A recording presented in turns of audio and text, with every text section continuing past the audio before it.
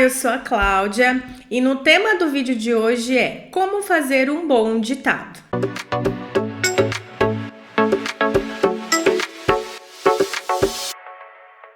Geralmente usamos dessa ferramenta para avaliar se a criança consegue transferir para a grafia aquilo que ela está ouvindo, né? Aquilo que foi pronunciado, e se ela está conseguindo fazer a associação do som, né, das palavras para uma grafia correta.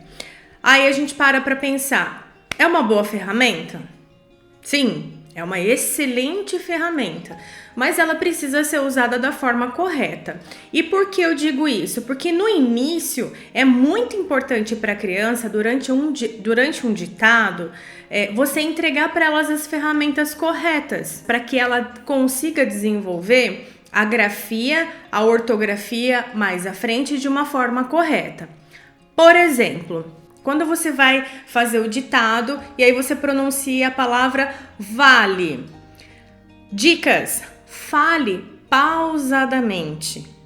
Fale vale. Repita quantas vezes forem necessárias até ter a segurança de que a criança ouviu adequadamente aquela palavra. E uma coisa muito importante é a articulação do som, né, da palavra. Então, quando você está verbalizando, vale, articula bem, né? Articula bem a boca para que a criança compreenda a exatidão do som e transfira isso para a grafia, tá bom? Outro exemplo, a palavra casa, mesma coisa. Articula bem a boca a hora que você for pronunciar a palavra.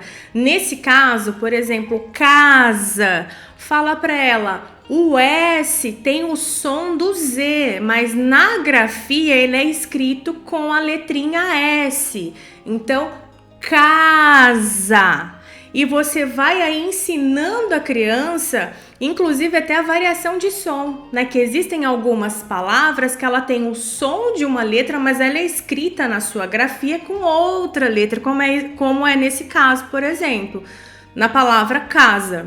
Outro exemplo aqui, xícara. Aí você pronuncia, né? Articula pausadamente, repita se necessário. E o que você vai fazer? Xi, na sílaba xi, o som do i é aberto. Xícara. Para que a criança entenda, ele tem nesse i o acento agudo. Por que tudo isso? Para a criança ir percebendo, né, a sonoridade, a articulação da boca, é um som aberto. Nesse caso, o i, ele tem, né, ele é uma vogal pela acentuação com o som aberto, xícara.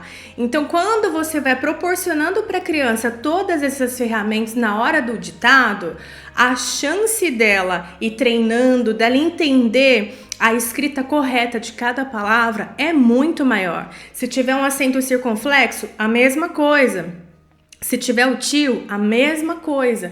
Então você vai ensinando ela, né, que existem algumas palavras, no caso da grafia de algumas palavras ou do som de algumas palavras, essas variações, ou como identificar um acento na leitura de uma vogal aberta, uma vogal fechada, como que fica esse som. E aí ela vai conseguir escrever a palavra adequadamente. Dessa maneira, você proporciona para ela as ferramentas certas para que ela desenvolva a audição de uma boa forma, né, no sentido de ouvir bem, de entender através da pronúncia de uma palavra, né, como eu já dei lá atrás de exemplo, xícara. Então ela vai perceber que tem a acentuação, tem o acento agudo. Por quê? Porque na pronúncia ela já percebeu que ela abriu um pouco mais a boquinha, porque é uma vogal aberta, né? Então, com o treino disso, né, apurando a audição e treinando a grafia, aos poucos ela vai escrever corretamente e ela vai se desenvolver fazendo com que ela escreva de forma correta, né? E que ela se desenvolva de uma forma excelente, tá? Porque às vezes a gente tem muitos casos, né? Infelizmente, hoje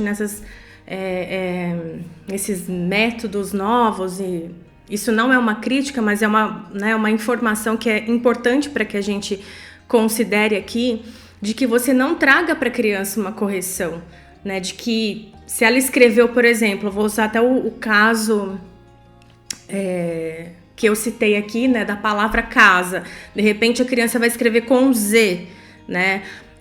O professor às vezes não pode corrigir ela, né? Explicar que ali o som parece do Z, mas a grafia correta é com S. Então esses novos métodos pedagógicos, você acaba não corrigindo a criança porque a compreensão, né, da metodologia de ensino é de que a criança em algum momento intuitivamente vai perceber que a palavra casa se escreve com S e não com Z, tá? Mas particularmente, eu não acredito nisso. Eu acredito que a criança ela precisa ser instruída e, quando errar, ser orientada a fazer aquilo que é o correto, tá bom?